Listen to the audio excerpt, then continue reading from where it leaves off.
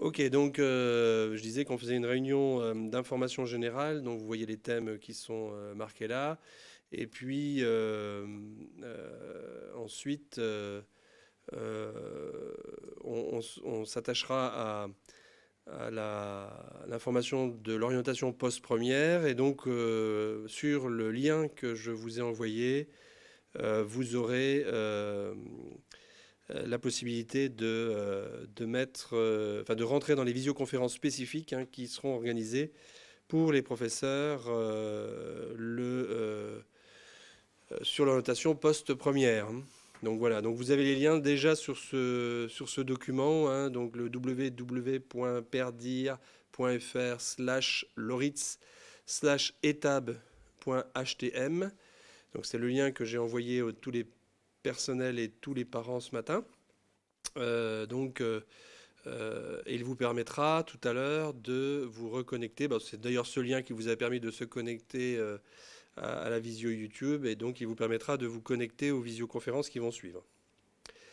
Voilà, peut-être une vue de la salle pour montrer simplement que je ne suis pas tout seul, et donc on a quelques personnes parmi nous. On a les parents d'élèves qui sont là. On a quelques enseignantes qui sont là. Monsieur Edman est là aussi avec moi. Et puis, donc, on pourra répondre à vos questions. L'idée étant que vous puissiez mettre vos remarques sur le chat, et que les personnes qui sont présentes dans la salle puissent synthétiser des questions qui me sont reposées en direct. Hein. Voilà, donc ça permettra un petit peu d'être plus vivant qu'une lecture simplement du chat et une réponse. Voilà, donc je vous propose qu'on commence, on bascule sur le PowerPoint. Euh, donc l'ordre du jour, hein, donc fonctionnement du lycée sur la crise sanitaire, et puis vous avez vu que dernièrement il y a quelques informations, donc alors d'accord, je vois que quelques parents disent qu'il faut relancer le lien sur YouTube pour avoir le son. Donc peut-être est-ce nécessaire. Euh, donc une information sur la crise sanitaire et les dernières évolutions de ce qu'on nous demande de faire. Alors quelques dates et quelques échanges sur les dates parce que bon, c'est un peu compliqué. On est obligé de réinventer le fonctionnement de l'établissement pour chaque thématique, et c'est difficile parce qu'en plus on n'a pas de certitude sur ces dates. Alors, le projet d'établissement, j'essaierai d'être le plus rapide possible sur ce qu'on peut faire, simplement pour vous informer puis pour vous dire ce que vous pouvez, comment vous pouvez participer. Les réunions d'information du samedi matin, alors ça ne sera pas que le samedi matin, mais je vous expliquerai un petit peu ce travail qu'on fait là depuis maintenant la semaine dernière, hein, qui répond à un besoin d'information des parents d'élèves, tout en limitant le nombre d'élèves et de parents présents dans l'établissement lors de réunions. Et puis, on terminera par les visioconférences sur l'orientation des classes de première. Donc, à la fin de la diffusion YouTube, donc d'ici une petite heure, les parents qui ne sont pas parents d'élèves de première pourront nous quitter, puisque l'information sera spécifiquement donnée aux élèves de première. Voilà, donc un mot sur le fonctionnement de la crise sanitaire. D'abord, pour refaire un point sur ce qui s'est passé euh, depuis la rentrée en tout cas, depuis qu'on nous a demandé de renforcer le protocole sanitaire, et puis ce qui va se passer maintenant. Moi, je voudrais simplement rappeler, donc, je vous rappelle, n'hésitez pas à poser des questions sur le chat. Euh, euh, alors je lis en même temps le chat, je ne devrais pas, hein, mais je lis en même temps le chat. Je vous rappelle que l'information de cette réunion aujourd'hui, elle vous a été donnée sur l'info parent numéro 4. C'est-à-dire que vous l'avez eu les tout premiers jours de janvier, et je crois que dans un mail du mois de décembre, j'avais déjà proposé les dates de la réunion. Alors évidemment, le contenu de la réunion n'était pas tout à fait fixé, mais les dates des réunions étaient déjà annoncées mi-décembre. Donc je fais ce que je peux par rapport à l'anticipation, mais effectivement, On est toujours alerté par les derniers mails qui arrivent, mais il y en a qui ont été plus tôt. Bien. Alors, je vais arrêter de lire le chat parce que sinon c'est... C'est ce que dit une autre personne sur le chat. Oui, il ne faut pas que je réponde. Voilà, donc, pardon. Donc le protocole sanitaire. Donc je rappelle simplement, depuis le début de l'année, nous avons constaté 10 cas seulement de contamination à l'interne de l'établissement. 7 cas à l'internat et 3 cas lors d'une opération d'un TP de fibre optique. Il y a eu bien sûr des cas de Covid-19 dans l'établissement, mais ils n'ont pas été contaminés dans l'établissement. Ils ont été contaminés et ce sont des élèves ou ce sont des personnels de l'établissement, mais il n'y a pas eu de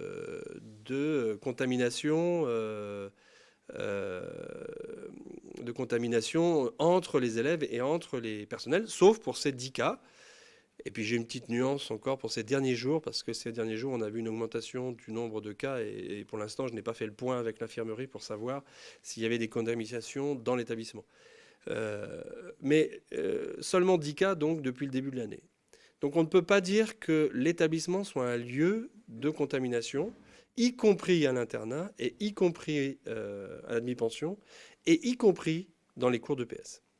Il y a eu des contaminations, donc des élèves qui sont venus en EPS qui étaient malades, qui ont donc fait une séance d'EPS avec les élèves, avec leurs camarades, mais il n'y a pas eu de contamination de leurs camarades à ce moment-là.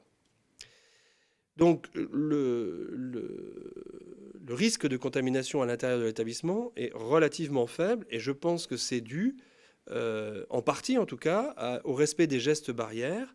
Je pense qu'on respecte de manière assez scrupuleuse dans l'établissement les gestes barrières. Le travail qu'on a fait l'année dernière pendant le confinement a porté ses fruits, puisque nous avons élaboré l'année dernière toute une stratégie dans l'établissement pour respecter ces gestes barrières. Et quand on a eu le protocole sanitaire renforcé, on a ajouté des mesures qui sont la distanciation d'un niveau complet un jour dans la semaine en alternance. Donc ça a fait diminuer le nombre d'élèves en admi-pension et le nombre d'élèves à l'internat, puisque pour l'internat, on a plutôt travaillé sur des semaines à distance pour les classes de CPGE ou les classes d'art appliqué, qui sont les plus concernées par des élèves internes dans l'établissement. Voilà, donc cette stratégie a, semble-t-il, relativement bien fonctionné pour l'instant, vu le nombre de cas que nous avons constatés. Moi, je vais remercier l'ensemble des acteurs, personnels, élèves, parents d'élèves, qui respectent ces gestes barrières. Et de fait, on a réellement... alors, bon, je sais, on ne peut pas dire que ce soit plus que d'autres établissements, parce que je ne crois pas qu'il y ait beaucoup de contamination dans les autres établissements. Mais néanmoins, pour notre établissement, qui est quand même un établissement sensible dans ce domaine, puisque 2000 élèves, il y a 2700 personnes qui tous les jours fréquentent l'établissement, donc évidemment le risque de contamination peut être important, et statistiquement la chance d'avoir des personnes contaminées dans l'établissement est relativement importante. Donc voilà, il ne faut pas perdre de vue cette problématique-là, parce que sinon, si on était effectivement un centre de contamination important, et si les établissements scolaires l'étaient, l'idée, ça serait effectivement de fermer l'établissement scolaire. Alors, on tient tous, je crois, au maintien des cours en présence, et on essaye de faire au mieux pour que ces cours se déroulent en présence, même si on a aussi beaucoup travaillé avec les enseignants, et je les remercie, sur l'hybridation et sur le cours à distance.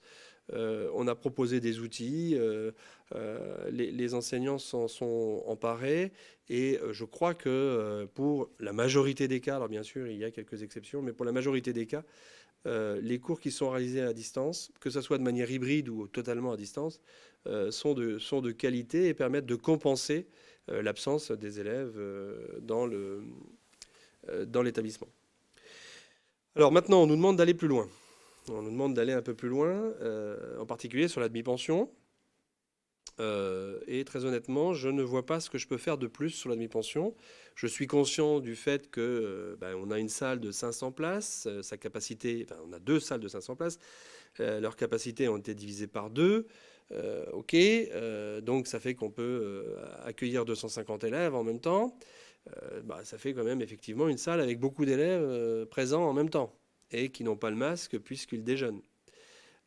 Donc je suis conscient de cette problématique, mais je rappelle encore une fois que nous n'avons pas eu de contamination interne.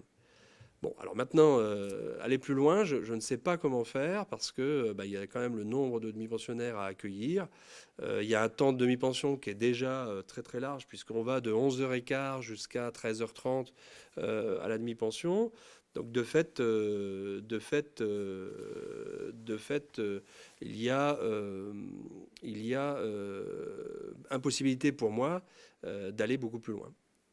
Voilà, donc pour la demi-pension, je ne vois pas. Pour l'internat, c'est pareil. L'internat, on a rendu les masques obligatoires du lever au coucher. Ils sont dans des chambres de 4. Oui, ils sont dans une chambre de 4. Si on met un élève par chambre, on divise par 4 la capacité de l'internat. Et donc, de fait, il faut me dire quels sont les élèves qui restent chez eux. Voilà, j'ai pas de solution. On va essayer d'être un peu plus rigoureux dans, encore une fois, le respect des gestes barrières, lavage des mains avant de rentrer à la mi-pension, etc. Mais c'est effectivement compliqué. En ce qui concerne les cours d'EPS, par contre, alors là, c'est très simple puisque c'est une décision qui a été annoncée au niveau national. Les cours d'EPS en salle sont supprimés. Donc, dès lundi, il n'y aura plus de cours d'EPS du tout, puisque en ce moment, vu le temps et la situation, il n'y a aucune activité extérieure. Donc, dès la semaine prochaine, il n'y a plus de cours d'EPS. Et donc, on a vu, vendredi après-midi, on s'est réunis avec les collègues d'EPS pour voir ce qu'on peut proposer. Alors, je ne vous dis pas tout ce qu'on peut proposer, mais néanmoins, on peut proposer des choses. Et en particulier, on va faire de l'EPS à distance avec des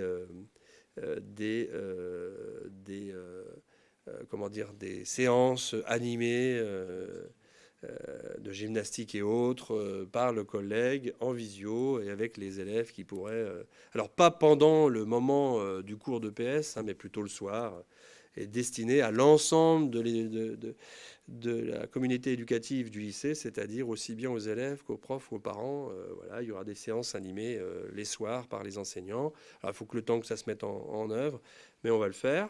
Et puis, durant les séquences, alors là, on a une autre idée, particulièrement, par exemple, pour les terminales, on pourrait travailler sur la préparation du grand oral. Voilà, mais bon, il faut qu'on le construise, parce que une autre problématique de ce que nous avons vu là, c'est que c'est un peu difficile de savoir ce que faire et qu'il faut réagir extrêmement rapidement tout en prévenant tout le monde. Et c'est un peu difficile de le faire. Et on verra tout à l'heure dans le respect des dates que c'est compliqué de savoir programmer des dates puisque on n'est pas sûr de pouvoir les tenir à chaque fois qu'on le dit. Voilà sur le point du protocole sanitaire. Alors évidemment, je vais maintenant répondre aux questions qui se sont posées. Donc je ne sais pas si Madame Garnier va me poser la première question. Oui, alors c'est déjà une question que je pose de moi-même, parce que en fait, les élèves hier ont été concernés par l'annulation du cours de sport, mes terminales, et ils m'ont envoyé un message pour me demander si, parce que je les avais l'après-midi, donc ils avaient quand même une amplitude horaire assez importante au lycée à attendre, donc au moins leur laisser peut-être une salle disponible où ils pourraient travailler, parce qu'en fait, ils voulaient une salle. Ils m'ont demandé, est-ce qu'on peut venir en salle de SVT avant, est-ce qu'il n'y a personne ?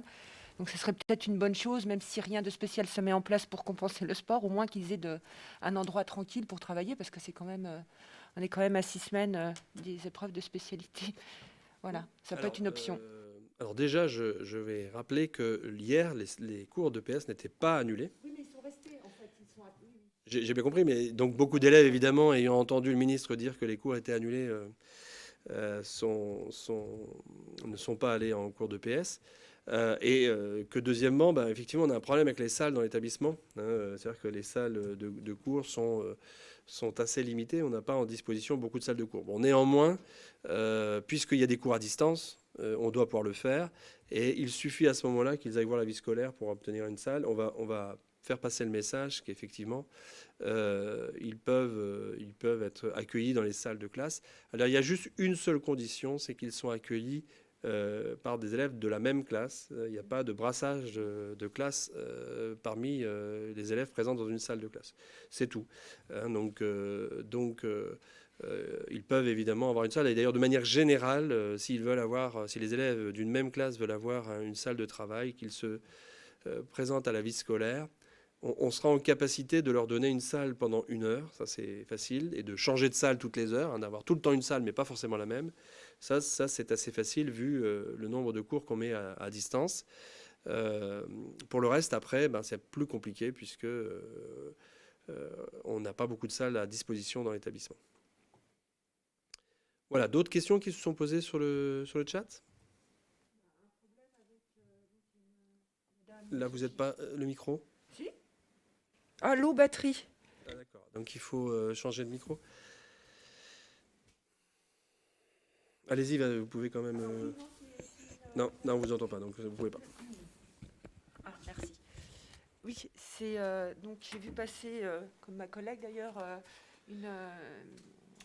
une dame qui se plaint de virus lors des visios, de mutants. On ne comprend pas trop exactement, justement. De virus qui serait... Oui, pourquoi les terminales n'ont pas toujours une journée de visio, tapage de cas mutants? Apparemment, il y aurait des... Alors, non, des problèmes lors des visios avec des intrusions. J'ai pas bien compris la question, mais... Alors, je ne sais pas. Alors là, si vous avez des questions de ce type-là, n'hésitez pas à les poser directement en envoyant un mail à lycée@zoris.fr.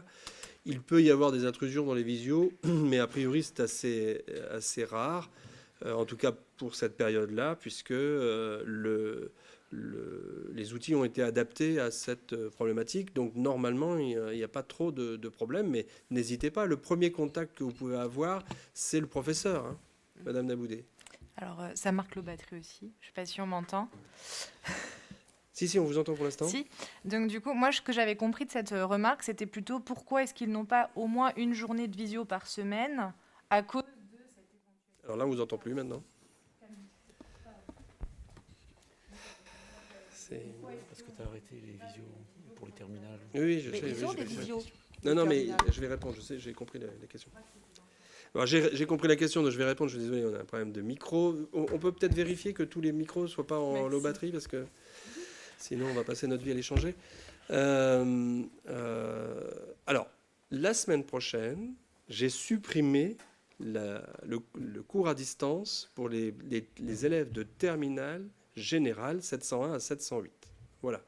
Donc, la semaine prochaine, effectivement, les élèves de terminale ne sont pas à distance.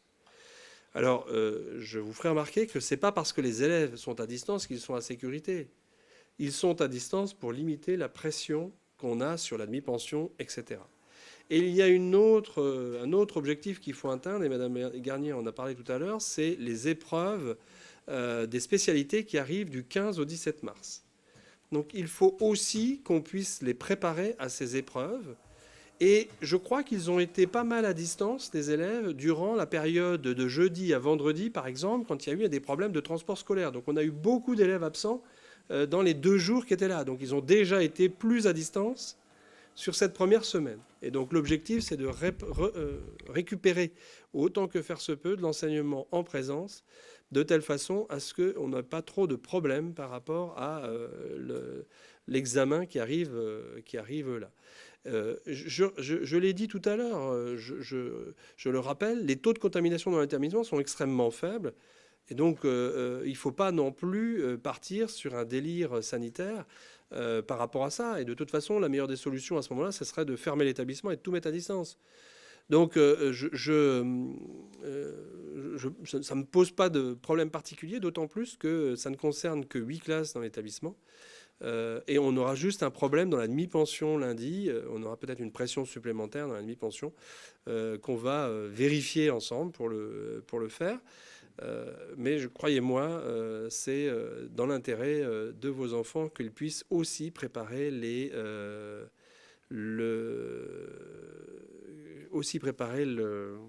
comment dire, les examens du baccalauréat. Voilà.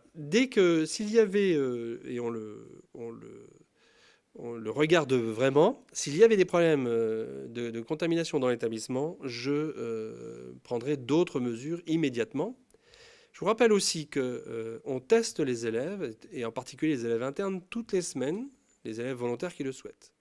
On serait en capacité, si l'autorité sanitaire me le permettait, de tester tous les élèves qui le souhaitent toutes les semaines. Alors, pour l'instant, je n'ai pas cette autorisation. J'ai l'autorisation de tester tous les internes. Et donc, tous les lundis, les élèves peuvent passer un test, ce qui éviterait effectivement la contamination interne. Donc, moi, je pense que les mesures qui sont prises sont équilibrées, adaptées, et que donc là, oui, il y a une urgence par rapport à la préparation des épreuves, et donc les terminales sont maintenues en cours pour cette semaine. Ça ne veut pas dire qu'ils seront maintenus en cours systématiquement, mais ils le sont pour cette semaine. Est-ce qu'il y avait d'autres questions ? Des remarques sur peut-on avoir les cours à distance à l'avance, les élèves sont fatigués, vont craquer. Bah oui, on le sait, hein, on est en train justement d'en parler avec ces délais qui sont courts. Mais on peut pas, enfin on est obligé de maintenir le cap aussi, il faut bien qu'on avance. Et voilà, donc plus de l'inquiétude en fait, Monsieur Palès. Oui, alors je comprends bien, hein, je comprends bien que les élèves sont dans une situation qui est particulière, et particulièrement les élèves de terminale, puisque ils ont subi un problème, ils ont subi des programmes de seconde qui n'étaient pas ceux de la réforme, puis il leur a fallu choisir des spécialités qu'ils ne connaissaient pas bien et que nous ne connaissions pas bien non plus. Puis maintenant, on leur a demandé d'abandonner une spécialité sans qu'ils sachent vraiment ce que ça allait donner dans le post-bac.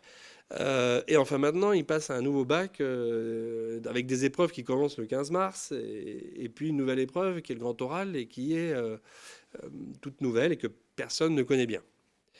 Donc je le comprends très bien, et je peux vous dire qu'on fait remonter cette problématique à l'ensemble de notre institution, y compris de manière assez forte d'ailleurs, mais pour l'instant il n'y a pas de changement sur l'organisation du baccalauréat.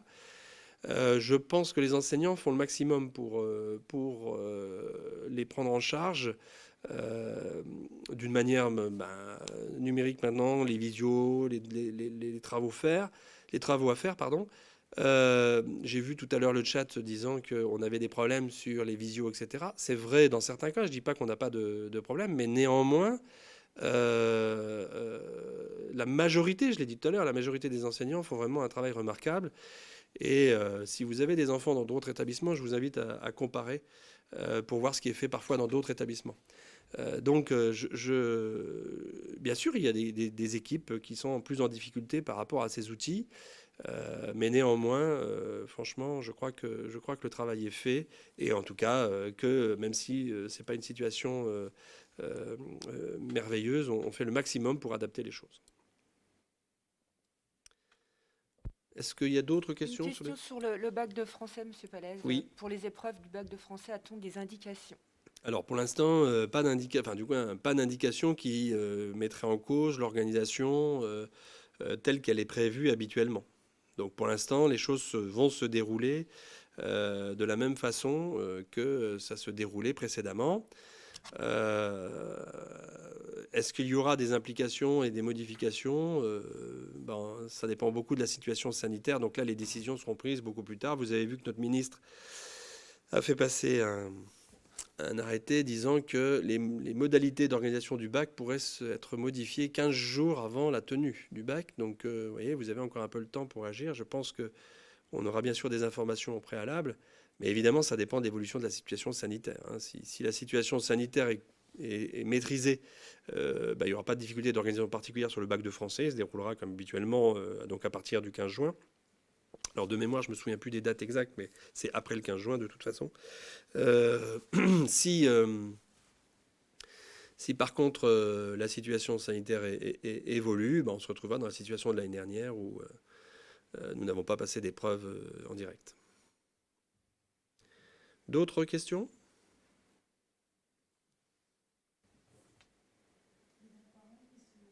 Plaignez de difficultés à se connecter à mon bureau numérique.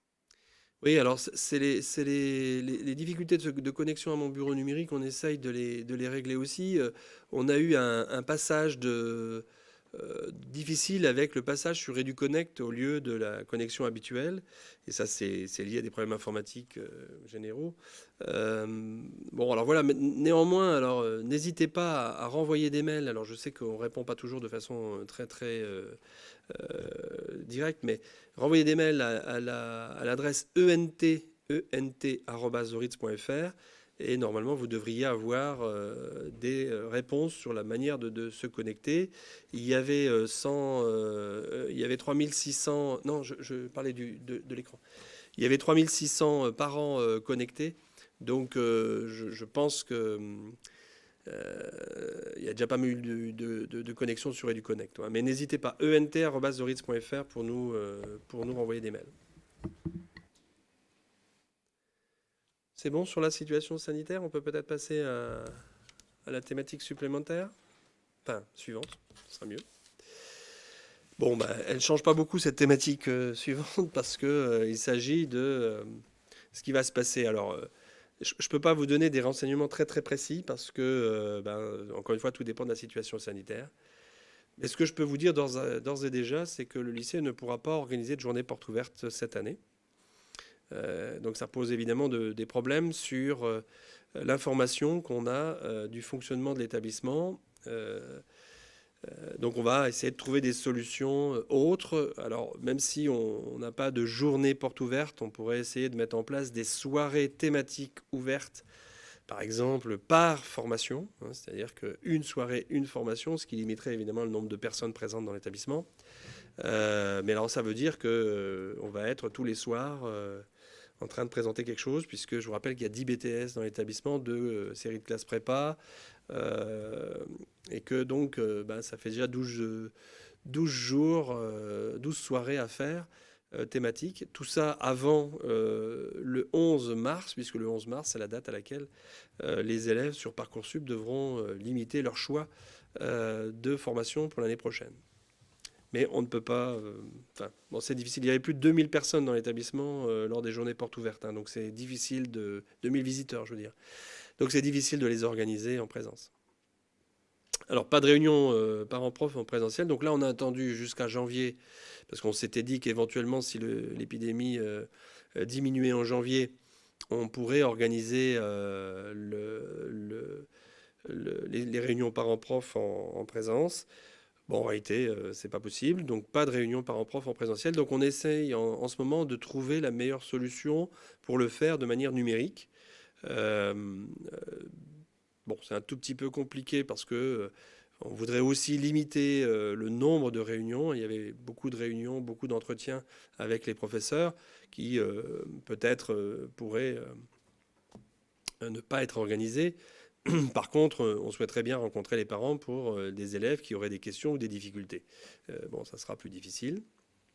Alors, les conseils de classe, ça sera à partir du 8 février.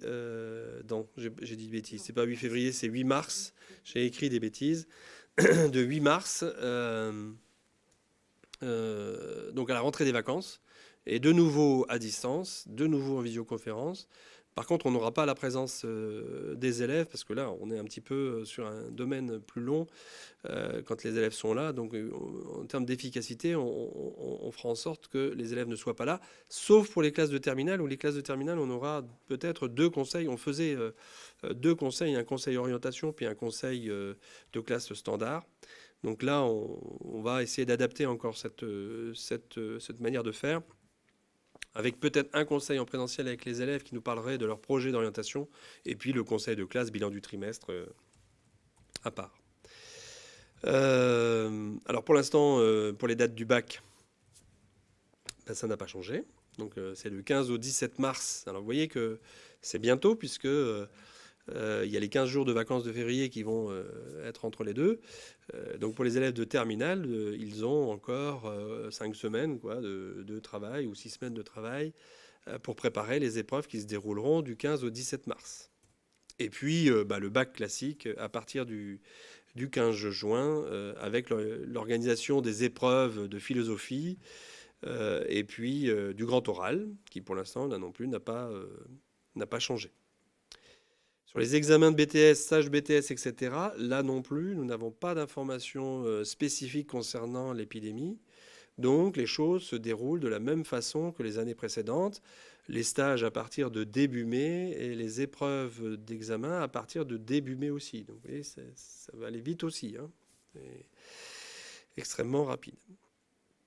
Alors un mot sur l'ASSR, parce qu'il faut qu'on organise une session de rattrapage de l'ASSR, puisque les élèves en collège n'ont pas pu passer l'ASSR parce qu'ils étaient à distance. Et donc on va le faire d'ici au 8 février. On va organiser une séance de rattrapage pour tous les élèves qui n'ont pas pu passer l'ASSR au collège. Le BIA, donc le brevet d'initiation à l'aéronautique, malheureusement, les formateurs étaient des retraités et donc vulnérables, effectivement, et en plus bénévoles. Donc, ils ne souhaitent pas non plus se mettre en danger, donc on peut les comprendre. Donc, il n'y aura pas de formation sur le BIA cette année. Les cadets de la gendarmerie, là par contre, on est en cours de reprise. Alors, je ne me souviens plus de quand est-ce qu'ils reprennent exactement. La première date n'est pas encore portée à ma connaissance, mais il y aura des cours qui reprendront aussi bien au lycée Stanislas qu'au lycée Loritz par intermittence entre les deux. Au lycée Loritz, la première date, ce sera le mercredi 27 janvier. Ce seront donc les mercredis après-midi. Voilà, mais les élèves qui sont dans le dispositif ont dû être informés par la gendarmerie directement. Voilà, on va essayer d'organiser et de maintenir les opérations d'information pour les élèves de seconde, donc les visites de secteur et les workshops pour les élèves de terminale pour les BTS. Alors simplement, on a une organisation qui va limiter le nombre d'élèves présents dans chacune des classes parce qu'en gros, on avait quelques élèves seulement qui étaient il y avait une grande partie d'élèves qui étaient intégrés aux classes. Là, le nombre sera plus faible. Donc ça, on va le faire, ça va venir d'ici peu. Parcoursup, c'est à partir du 20 janvier que les élèves pourront choisir l'orientation. Donc, première information qui aura lieu, c'est le samedi 23 janvier. Il y aura une réunion d'information. Alors ça, les dates ne changent pas. Hein, c'est-à-dire du 20 janvier au 11 mars, les élèves devront choisir leur orientation post-bac. Il y a toute une série de mercredis de l'orientation qui sont disponibles sur le site de Oriaction, qui permettent encore de faire des échanges avec les professionnels sur ces différents sujets d'orientation, les formations, etc. Donc je vous conseille de vous rendre sur le site de l'ONICEP pour pouvoir participer à ces différentes journées d'information. Alors par exemple, il y en a une cet après-midi, il y a un webinaire cet après-midi à 16h30 de mémoire, je vous dis ça de mémoire, mais sur justement le choix des spécialités en fin de classe de première. Et donc, oui, tout le monde essaye de donner les informations au maximum. Donc il y en a une en ce moment. Donc n'hésitez pas à vous rendre régulièrement sur le site de l'ONICEP, sur le site Oriaction aussi, les deux. Ça vous permettra d'avoir des informations sur ce qui se fait pour les élèves en termes d'orientation, quel que soit le niveau, seconde, première, terminale et éventuellement aussi post-bac. Alors, on a un problème aussi d'information sur les... Je vous ai dit tout à l'heure, notre journée porte ouverte sera annulée, mais les journées portes ouvertes des autres établissements sont également annulées. Enfin, je ne préjuge pas de ce qui se fait pour d'autres établissements, d'autres lycées, mais particulièrement les écoles d'ingénieurs et autres organisent des journées portes ouvertes numériques, à distance. Alors, le problème, c'est que vous avez 12 000 dates. Parce que chaque école d'ingénieurs a sa journée porte ouverte organisée de façon numérique. Donc il faut aller voir alors sur les sites ONICEP, Oriaction, et puis après sur le site de l'école pour savoir où est la date de la journée porte ouverte, je pense que sur Parcoursup, sur le site de Parcoursup, vous devrez avoir aussi un maximum d'informations quand, en tout cas, l'école organise une journée porte ouverte. Donc il faut aller se connecter pour savoir quand est-ce que c'est fait, et ensuite on peut à ce moment-là rencontrer de manière numérique les professeurs de ces écoles. Voilà, donc une phase de questions-réponses de nouveau. Je ne sais pas si vous avez des questions. Apparemment, Monsieur Descartes a répondu concernant une question sur des journées d'immersion en CPGE. Oui. Donc ça va être organisé, qu'on est en train de recenser les élèves intéressés. Oui. Donc ça, c'est en cours. Hein, Oui. c'est en cours. Et donc les élèves pourront effectivement passer une journée ou une demi-journée dans les classes de CPGE pour se rendre compte de ce que sont les classes de CPGE. Donc ça, c'est en cours. Hein.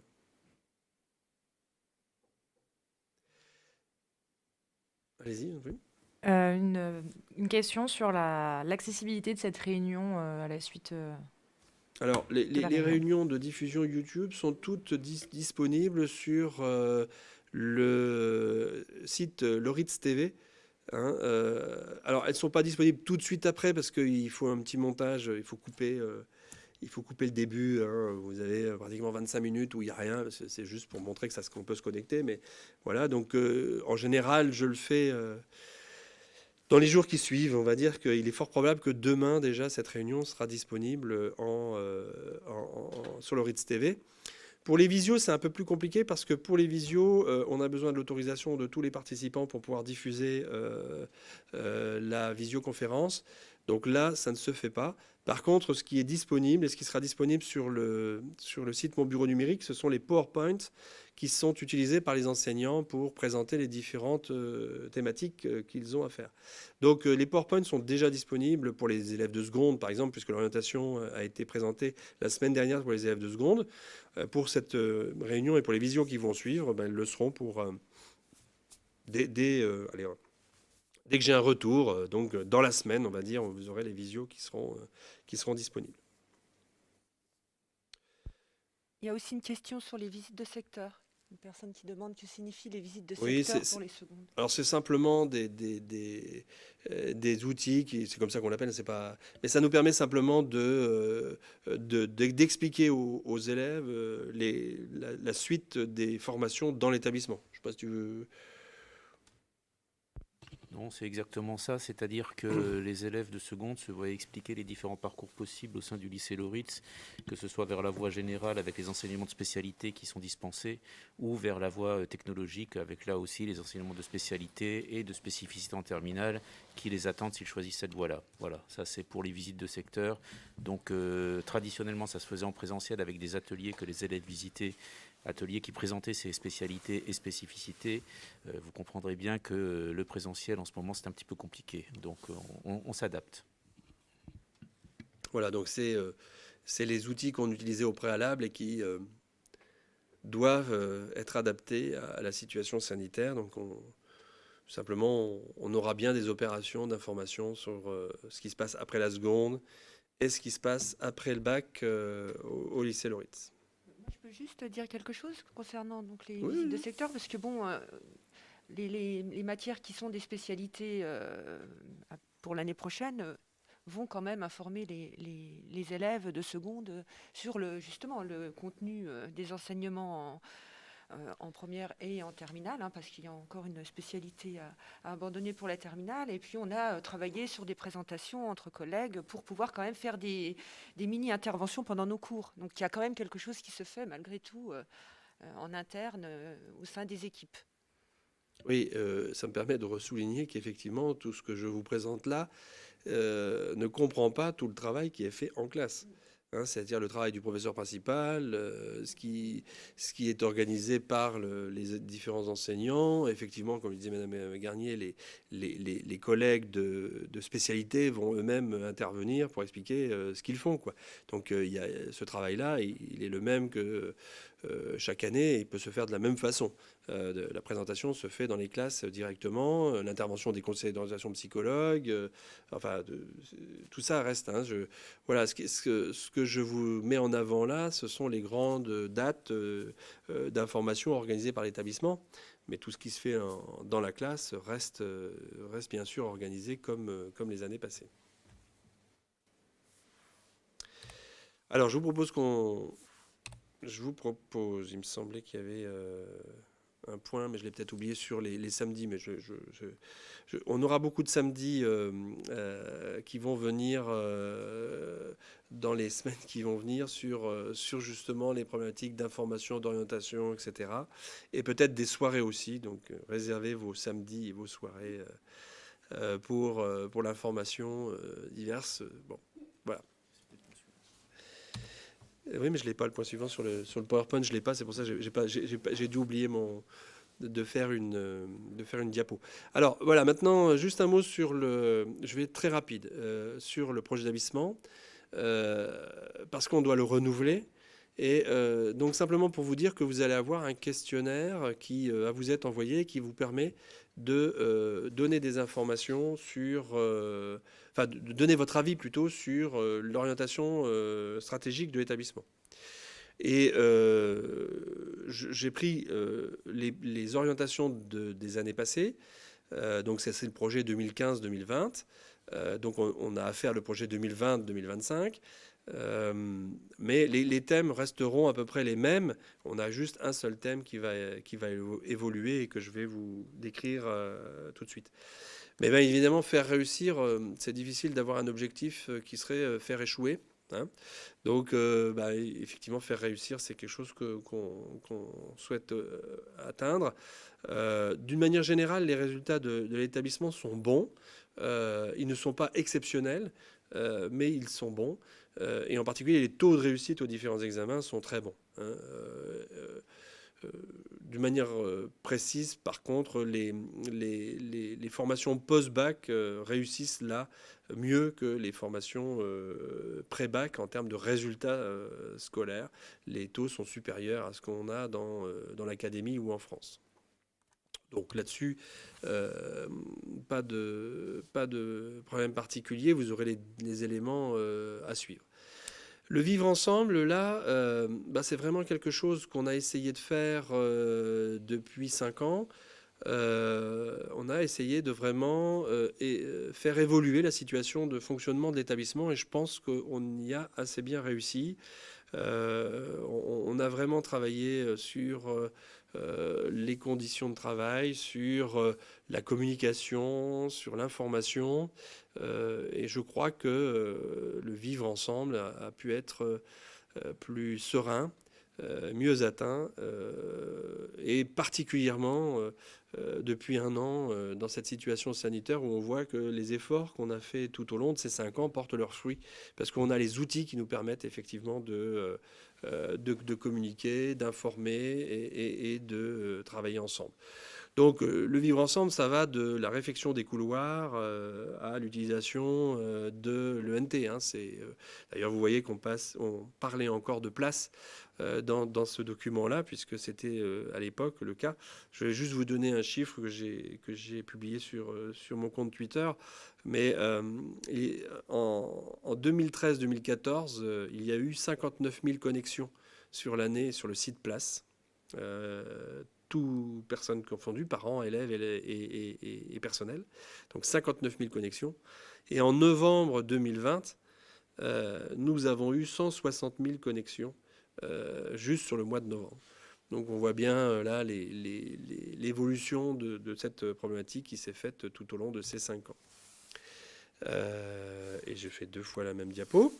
Voilà, un établissement à la pointe de la technologie. Donc ça, c'était aussi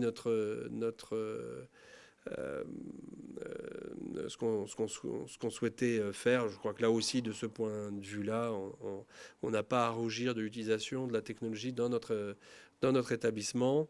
Et on a ouvert, alors on parlait là encore d'ICN et d'ISN dans ce document-là, puisqu'il date encore une fois de 2015. Mais on a ouvert les formations NSI qui sont la spécialité numérique en fin de classe de première. Donc on est bien resté sur ce chemin-là. Un point sur l'ouverture à l'Europe et le monde. On a un des étudiants technologiques et scientifiques, technologiques industriels même, mais ça ne nous empêche pas de travailler un petit peu sur la culture et sur les langues. Et je vous rappelle qu'on a par exemple ouvert la section européenne dans ce cadre-là, qu'il y a beaucoup de travail qui sont faits par les collègues de lettres particulièrement sur les visites culturelles dans l'établissement. Donc c'est vraiment un point qui a été développé sur ces 5 dernières années. Et je crois que là aussi, il n'y a pas trop de problèmes de fond.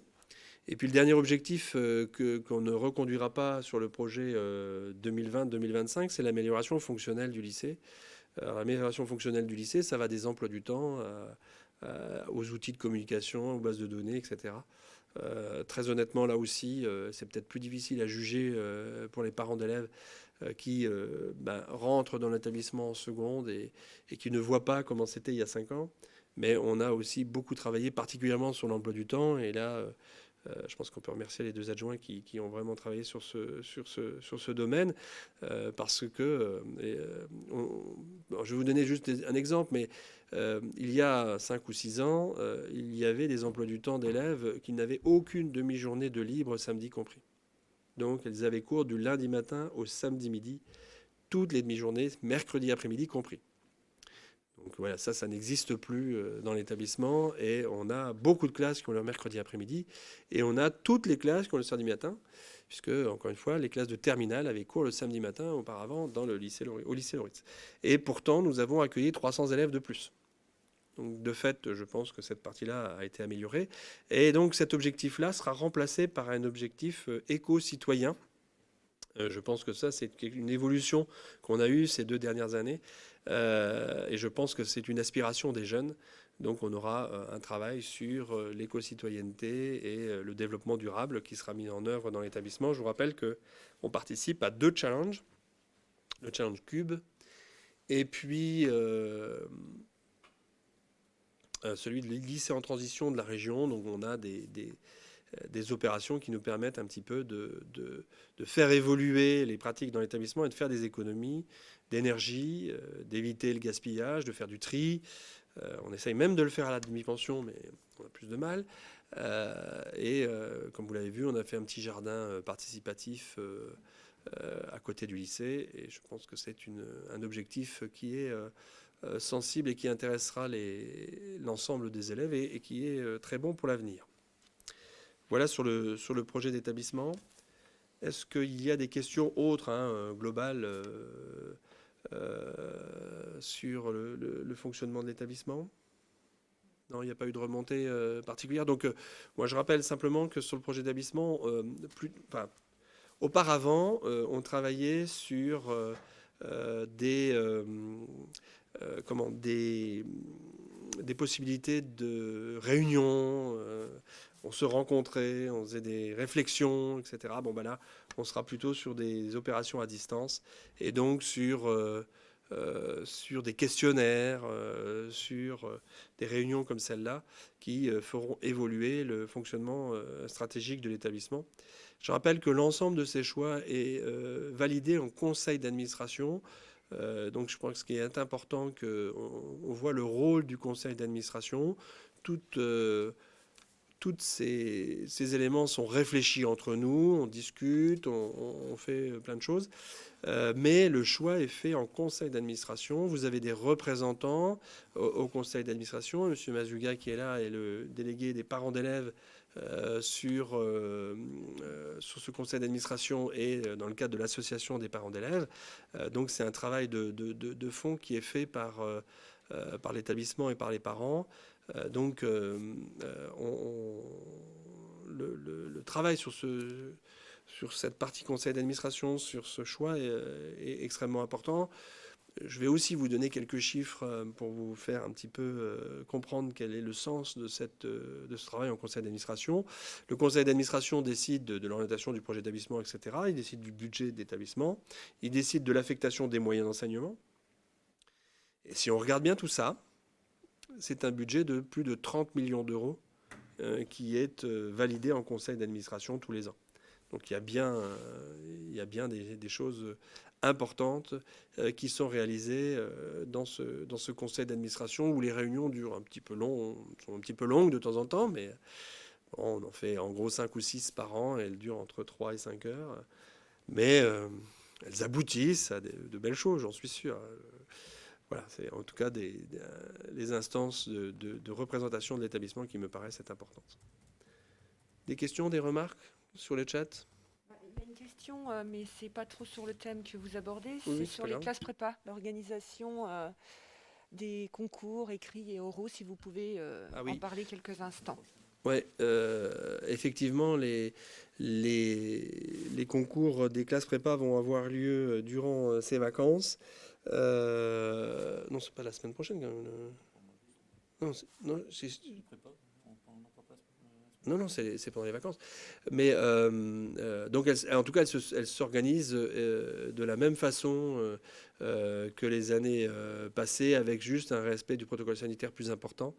Mais les écrits auront bien lieu de la même façon. Oui, je vois M. Decker qui répond les vacances d'avril, c'est bien ça.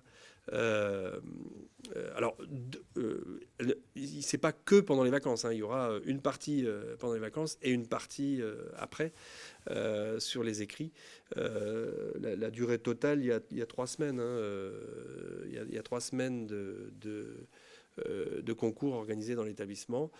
Donc selon à peu près les mêmes fonctionnements que les années précédentes. Donc effectivement, pour les CPGE deuxième année, c'est comme pour les élèves de terminale. L'année se termine bientôt, en tout cas pour les écrits. Alors après, il y a les oraux qui se dérouleront en général à partir du mois de juillet. Là encore, nous n'avons pas d'informations sur des modifications qui seraient susceptibles d'être prises en compte sur l'organisation des concours. L'année dernière, effectivement, il n'y a pas eu d'oral organisé sur les concours de CPGE en raison de la crise sanitaire. Voilà, on peut passer au dernier point. Là, oui, je l'ai mal... bon, ça fait, on va le passer parce que j'ai plus le temps, mais je l'ai mal organisé sur mon planning. Le dernier point qui est donc l'introduction sur les réunions visioconférences qui vont arriver tout de suite après. D'accord ?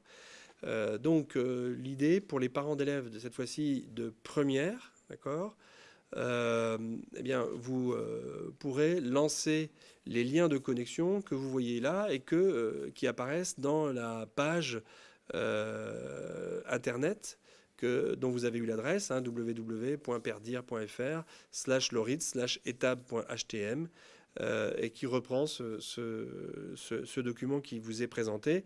Alors, je n'ai pris en compte que la deuxième partie.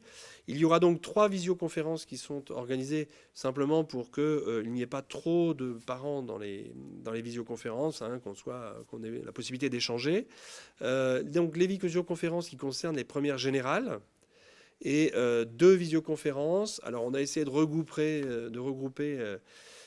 puis comme on n'est pas encore dans la réforme, on a essayé de regrouper un petit peu comme c'était auparavant, c'est-à-dire en gros les SSVT puis les SSI, quoi, en gros. Voilà. Enfin, donc, ça n'existe plus, les SSVT et les SSI, mais néanmoins, vous avez le regroupement des spécialités maths, physique, NSI, SI dans un premier temps, et puis les regroupements maths, physique, SVT dans un deuxième temps. Vous pouvez donc participer aux deux, puisqu'il y aura une alternance au milieu de la période, de telle façon à ce que vous puissiez avoir les deux informations, et vous aurez la chance donc d'avoir des profs de maths et des profs de physique dans les deux, qui vous permettront de comprendre quel est le sens du choix de ces filières.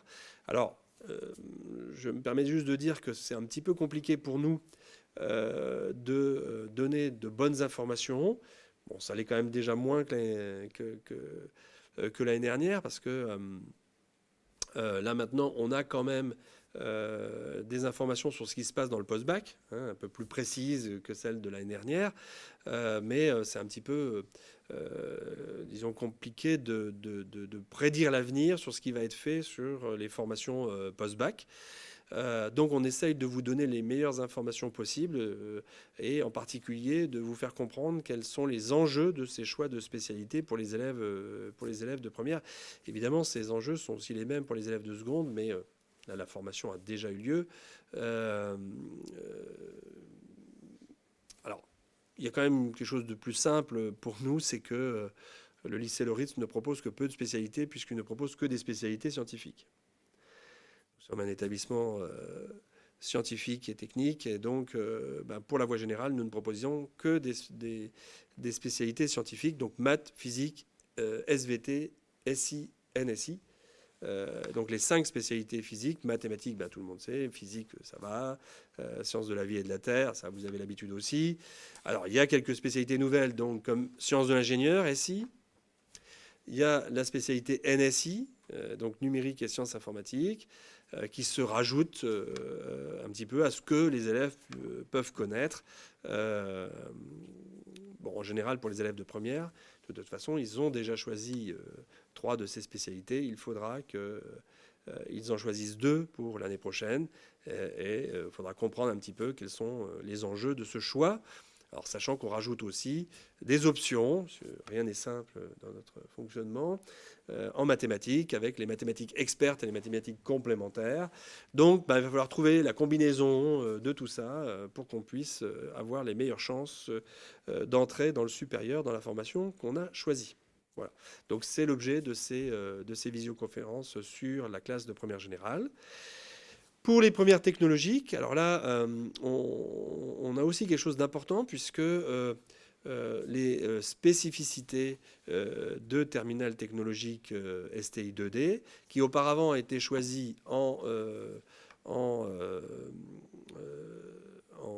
première, le sont maintenant en terminale. Donc architecture et construction, AC, EE, énergie et environnement, E-Tech, innovation technologique et co-conception, et SIN, système informatique d'information et numérique. Voilà. Donc,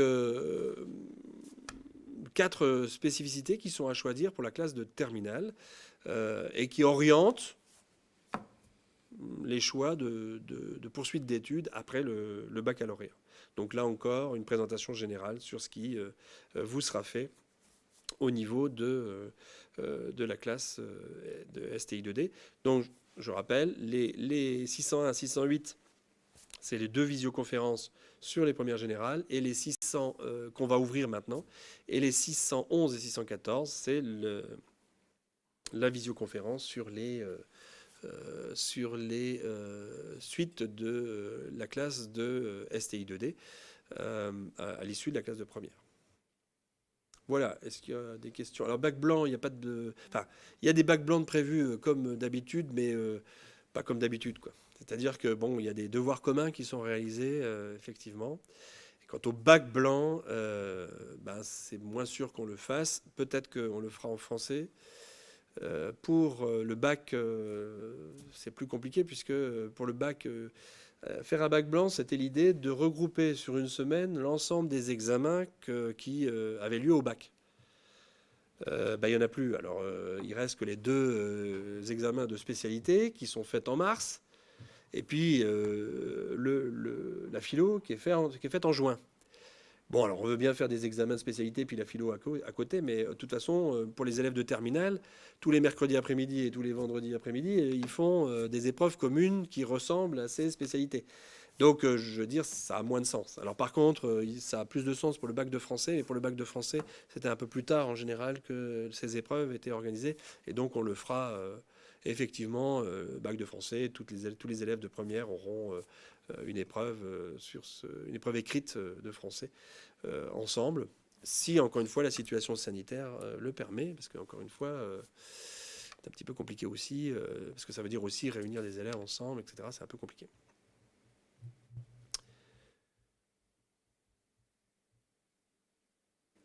Voilà. Bah écoutez, on va ouvrir les visioconférences, hein, et on reste sur la YouTube Live un petit peu, mais on ouvre les visioconférences en parallèle. Merci bien à vous.